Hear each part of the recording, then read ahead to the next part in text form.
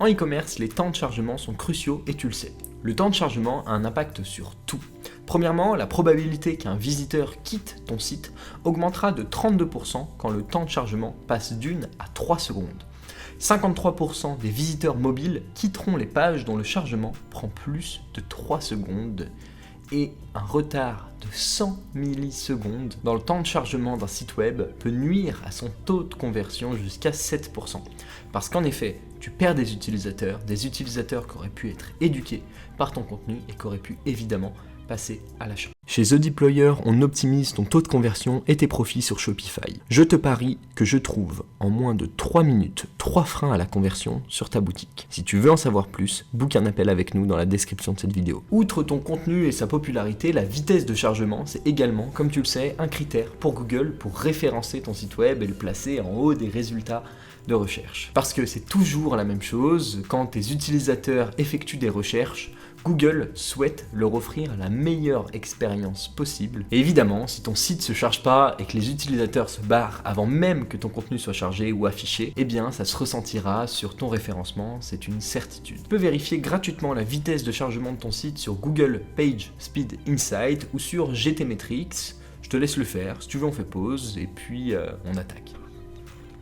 Donc comme tu l'as vu, améliorer sa vitesse de chargement a deux bénéfices principaux. Le premier, c'est de meilleures performances SEO, parce que Google aime quand c'est rapide, Google gagne quand il envoie des visiteurs vers une page pertinente, et une page pertinente est considérée comme une page qui maintient son utilisateur dessus. Tu peux avoir malheureusement le meilleur des contenus, le contenu le plus travaillé, s'il n'est pas chargé et que les utilisateurs se barrent, il ne sera pas considéré comme un contenu qui est pertinent par les robots de Google. Le second bénéfice, c'est celui-là qui est aussi impactant et qui nous concerne nous directement sur cette chaîne YouTube en particulier, c'est qu'on améliorera l'expérience de tes utilisateurs qui viennent de la publicité ou de l'organique, on diminuera ton taux de rebond, donc on augmentera ton taux de conversion et tes revenus sur tous tes channels de vente. Alors maintenant qu'on connaît les bénéfices que ça apporte, comment on y arrive ? Comment on améliore la vitesse de chargement de son site ? Comment on a un site qui charge instantanément sur toutes les pages ? D'ailleurs, c'est quoi un bon taux de chargement et par quoi on commence ?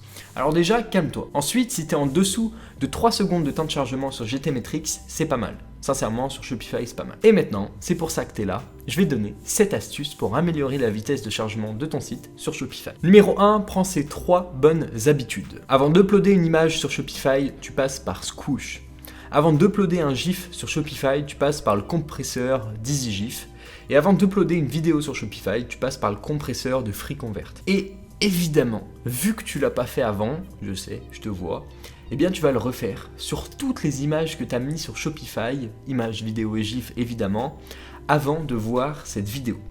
Et si tu veux te faciliter un petit peu la tâche et gagner un petit peu en temps, tu le fais seulement sur les images, les vidéos ou les GIFs qui remontent en rouge ou en orange sur GTmetrix. Ça te permettra d'avoir l'impact le plus fort. Alors tu le verras, ça arrive parfois, même en réduisant le poids de ton image, eh bien elle est encore trop grosse. Elle prend encore trop de place et GTmetrix te la remonte comme une image qui prend encore trop de temps à être chargée. Et à ce moment-là, ta deuxième solution pour améliorer le poids de cette image sera de réduire sa taille. Et pour connaître la taille minimum que tu dois appliquer à une image, j'ai une astuce pour toi. Tu fais un inspect sur l'image en question et tu regardes si son intrinsic size est supérieur à son display. Si c'est le cas, tu pourras resize, donc retailler ton image pour la réduire à sa taille de display sans impacter sa qualité. Numéro 2, utilise un thème plus léger, donc plus rapide et plus optimisé. Et pour ça, je te recommande à 200% d'utiliser les thèmes gratuits proposés directement par Shopify, particulièrement les derniers qui font partie de la suite de collection des thèmes Down et tous les thèmes qui sont liés, qui lui ressemblent un petit peu. Sincèrement, sur le marché et en termes de rapidité et de vitesse d'exécution, tu ne trouveras pas mieux. C'est une pratique qu'on applique nous-mêmes dans l'agence à partir du moment où le client n'a pas investi plus de 10 000 balles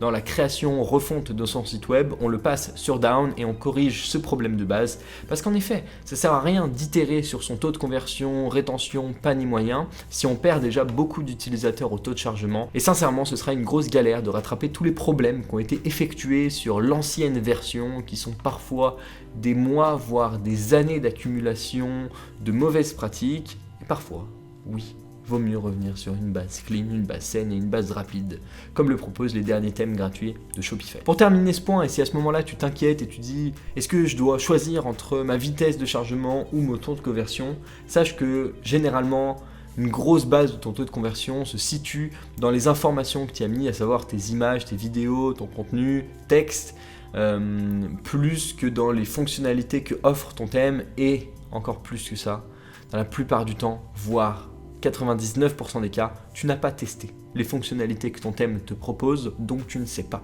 si elle marche mieux ou pas qu'une autre. Alors à ce moment-là, c'est bien de revenir sur une base clean, une base qui se charge rapidement, sur laquelle il y a toutes les mêmes informations que tu avais déjà, et puis de tester et d'itérer pour améliorer ton site web, ses conversions et évidemment ses résultats. Si creuser ce taux de conversion, l'améliorer, c'est quelque chose qui t'intéresse, tu trouveras plein de contenu sur cette chaîne YouTube. Maintenant, on passe au point numéro 3. N'upload jamais de vidéos MP4 sur Shopify. Il n'y a rien qui prenne plus de place au chargement qu'une vidéo MP4. Et pire, je le vois encore sur des gros sites Shopify Plus blindés de points MP4. Déjà, Shopify te limite à 20 mégas. Tu ne pourras pas mettre ton lien MP4 si tu as plus de 20 mégas. Tu peux même trouver une alternative et le mettre sur un serveur à part, ça ne réglera pas le problème. À partir du moment où tu appelles un point MP4 sur ton site web, tu dois charger ce point MP4. Alors peut-être que toi tu es en méga 4G plus 5G, je sais pas quoi, en centre de Paname, mais c'est pas le cas pour tous tes clients et évidemment que ça va bousiller, voire même défoncer ta vitesse de chargement et donc, comme on l'avait dit depuis le début, tous les résultats de ta boutique. Et si tu penses que le GIF est une alternative, bah sincèrement, ils sont pas bien plus efficaces pour l'avoir testé. Quoique parfois mieux, même si la qualité est pourrie, sur des petits formats, ça passe. Donc si c'est une petite vidéo qui dure vraiment pas longtemps, tu peux en faire un GIF. Ce sera un petit peu plus optimisé, mais dans tous les cas, je vais te conseiller d'éviter du moins le GIF et le point MP4, mais j'ai une alternative.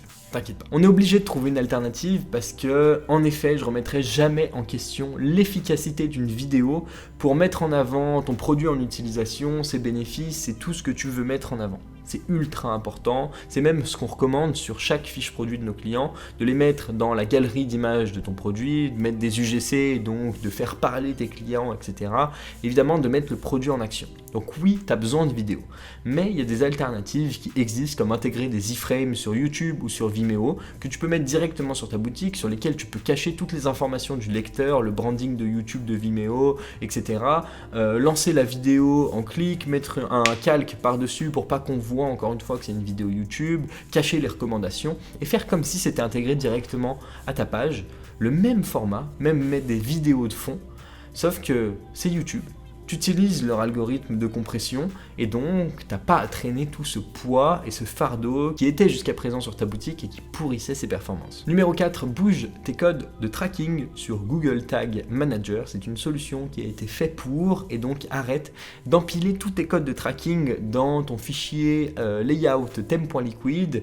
Parce que c'est le bordel, d'une, parce que de deux, c'est des appels externes qui sont chargés à chaque fois, comme toutes les librairies, toutes les applications que tu installes, et ça on en parlera un petit peu plus tard.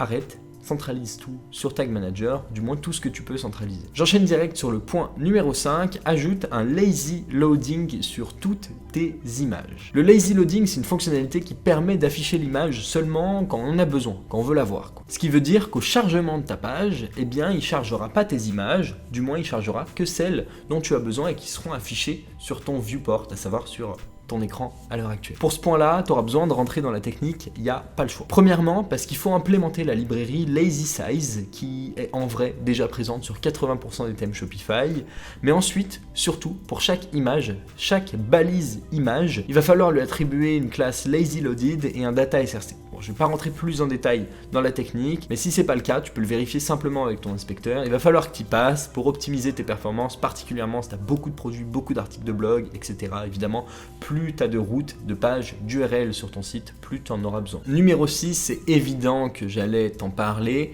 Retire tes applications Shopify et retire les biens.